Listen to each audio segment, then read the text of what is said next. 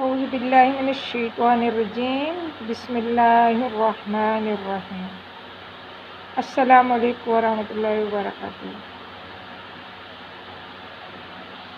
میری پیاری بہنوں، میری ویڈیوز دیکھتے ہی اس کو سبسکرائب کرنا اور لائک کرنا نہ بھولیے گا، اور آپ بھی مجھے اپنی دعاؤں میں یاد رکھنا، اور ہم بھی آپ کو اپنی دعاؤں میں یاد رکھتے ہیں۔ اور دینی درس میں اس میں کوئی لائک کرنے میں، سبسکرائب کرنے میں کوئی تکلیف نہیں ہے۔ آپ پھر اللہ کی رضا کے لیے بس اس کو سبسکرائب اور لائک کر دیا کریں۔ شکر کرتی ہوں اللہ کے نام سے جو بڑا مہربان نہایت ہی رحم کرنے والا ہے۔ رکوع سورۃ بقرہ، رکوع نمبر 14 اور آیات نمبر 125۔ وَإِذْ جَعَلْنَا الْبَيْتَ مَثَابَةً لِلنَّاسِ وَأَمْنًا، جب ہم نے بنایا خانہ کعبہ کو لوگوں کی جمع ہونے کی جگہ اور امن کی۔ وَاتَّخِذُوا مِن مَّقَامِ إِبْرَاهِيمَ مُصَلًّى، اور بنا لو مقام ابراہیم کو نماز پڑھنے کی جگہ۔ وَعَاهِدْنَا إِلَىٰ إِبْرَاهِيمَ وَإِسْمَاعِيلَ أَن طَهِّرَ بَيْتِيَ لِلطَّائِفِينَ وَالْعَاكِفِينَ وَالرُّكَّعِ السُّجُودِ، اور ہم نے ابراہیم اور اسماعیل کو حکم بھیجا کہ تم دونوں میرے گھر کو پاک کرو، طواف کرنے والوں اور قیام کرنے والوں اور رکوع اور سجدہ کرنے والوں کے لیے۔ تو اس آیات میں کعبہ شریف کو امن کی جگہ بتایا۔ حضرت ابراہیم علیٰ نبینا علیہ السلام نے اپنے وطن سے ہجرت فرما کر ملک شام چلے گئے تھے۔ ان کی ایک بیوی حضرت سارہ علیہ السلام تھیں، اور اس سے جو اولاد تھیں وہ سب وہیں رہتے تھے، اور دوسری بیوی جو حضرت ہاجرہ تھی جن سے حضرت اسماعیل پیدا ہوئے، ان کو ان کے بیٹے حضرت اسماعیل علیہ السلام کو بحکم خدا آپ مکہ معظمہ میں چھوڑ گئے، جو اس وقت سنسان بیابان چٹیل میدان تھا، جس کا واقعہ انشاءاللہ سورہ ابراہیم کی تفصیل میں بیان کریں گے۔ جب حضرت اسماعیل بڑے ہو گئے تو حضرت ابراہیم علیہ السلام کو ان کے ذبح کرنے کا حکم ہوا، جس کی بجا آوری میں کامیاب ہو گئے۔ نیز دونوں کو کعبہ شریف بنانے کا حکم ہوا۔ دونوں باپ بیٹے نے مل کر کعبہ بنایا، جس کا ذکر ابھی اس آیات میں ہے۔ حضرت ابن عباس سے مروی ہے کہ اس کی طرف آتے ہیں، طواف کرتے ہیں لوگ اور اپنے گھروں کو چلے جاتے ہیں، تو یہ کعبہ امن کی جگہ ہے۔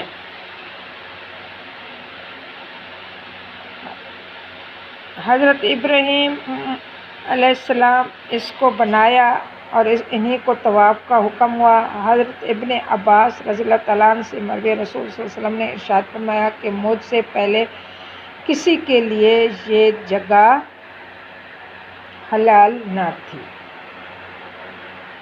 یعنی یہ عظمت والی جگہ تھی کہ کوئی ہی اس میں قتال نہیں کر سکتا تھا۔ لیکن آپ نے فرمایا کسی کے لیے، لیکن اس میں قتال کرنا حلال نہیں ہے، اور میرے لیے حلال نہیں کیا گیا مگر دن کے تھوڑے حصے میں۔ پس مکہ معظمہ حرام ہے، یعنی اس کی حرمت برقرار رہے گی، کیونکہ اللہ تعالیٰ نے قیامت تک کے لیے اس کی حرمت باقی رکھی ہے۔ جو آپ نے فرمایا میرے لیے اس میں تھوڑی دیر کے لیے، دن کے تھوڑے حصے کے لیے حلال کیا گیا، تو اس سے فتح مکہ کا دن مراد ہے۔ فتح مکہ کے دن میں آپ کو اس میں قتال کرنے کی تھوڑے حصے میں اللہ تعالیٰ کی طرف سے اجازت ملی۔ تو مسئلہ یہ حضرت امام ابو حنیفہ نے فرمایا کہ جو شخص حرم کے باہر کسی کو قتل کر کے حرم میں پناہ لے لے تو اس کو حرم میں قتل نہ کیا جائے، بلکہ اس کے ساتھ اٹھنا بیٹھا نہ جائے، خرید و فروخت نہ کی جائے، کھانے پینے کو کچھ نہ دیا جائے، تاکہ مجبور ہو کر حرم سے باہر آ جائے، پھر اسے باہر ہی قتل کر دیا جائے۔ تو حضرت ابراہیم علیہ السلام نے اور حضرت اسماعیل علیہ السلام نے خانہ کعبہ بنایا۔ حضرت ابراہیم علیہ السلام نے اینٹیں اٹھا کر دیں اور چونا وغیرہ دیتے جاتے تھے، اور حضرت ابراہیم علیہ السلام ان سے لے کر تعمیر فرماتے تھے۔ جب کعبہ شریف کی تعمیر سے فارغ ہو گئے تو جس جانب کعبہ شریف کا دروازہ ہے اسی طرف دیوار سے ملا ہوا اس کو چھوڑ دیا۔ زینا جس پتھر پر آپ نے کھڑے ہو کر خانہ کعبہ کی دیواریں اساری تھیں تو اس کو ادھر ہی چھوڑ دیا۔ بعض روایت میں آئے چھوڑ دیا تو کعبہ شریف کے تعمیر سے فارغ ہونے کے بعد دروازے کی طرف وہ کھڑا رہا، سالہ سال وہ وہیں تھا۔ حضور اقدس صلی اللہ علیہ وسلم کے زمانہ میں بھی اسی جگہ رہا۔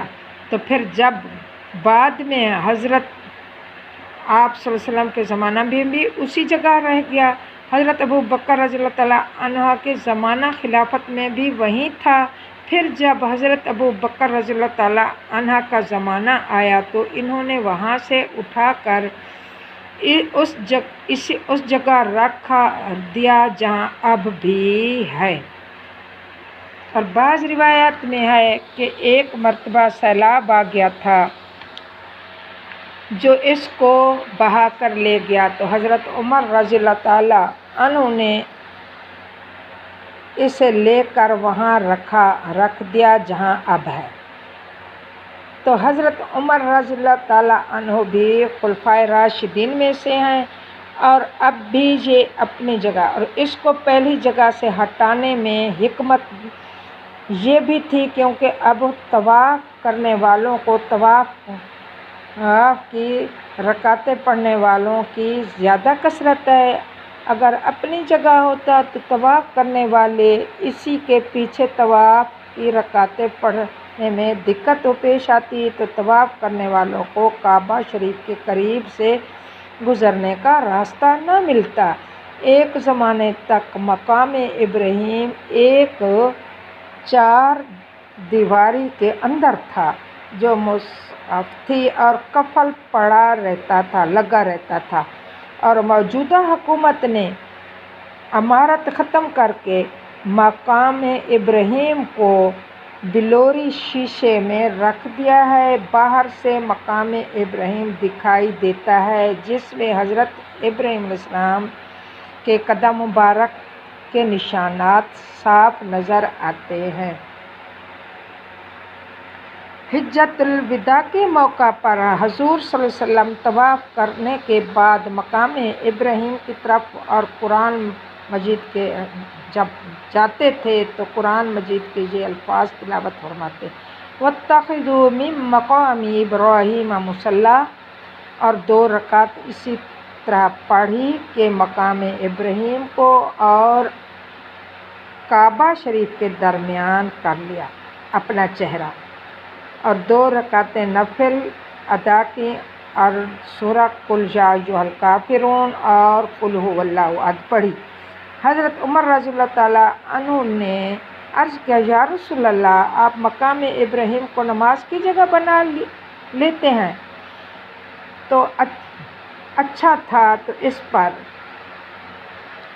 وقت یہ بات کی تو اچھا ہو گیا۔ تو اس وقت اس بات پر اللہ تبارک و تعالیٰ نے وَاتَّخِذُوا مِن مَّقَامِ إِبْرَاهِيمَ مُصَلًّى یہ آیت نازل فرما دی،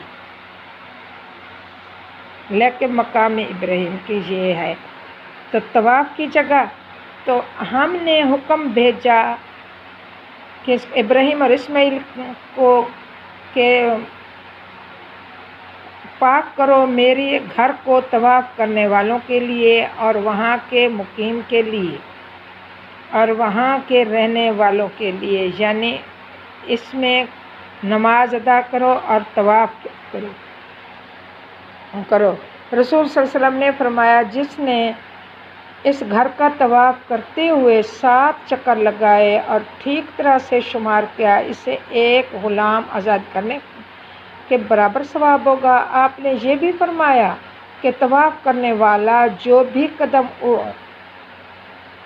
اٹھائے گا اور رکھے گا اور اٹھانے پر ہر قدم پر اللہ تعالیٰ اس کا ایک گناہ معاف فرما دے گا اور اس کے ایک نیکی نامہ اعمال میں لکھ دی جائے گی۔ اور حضور اکرم صلی اللہ علیہ وسلم نے ارشاد فرمایا، میری مسجد یعنی مسجد نبوی میں نماز پڑھنے ایک نماز کا ثواب دوسری نمازوں کے مقابلے میں 1000 نمازوں سے افضل ہے، مگر مسجد حرام سے مستثنیٰ ہے، کیونکہ اس کا ثواب مسجد نبوی میں نماز پڑھنے سے زیادہ ہے۔ مسجد حرام میں ایک نماز دوسری نمازوں کے مقابلے میں 1,00,000 نماز سے افضل ہے۔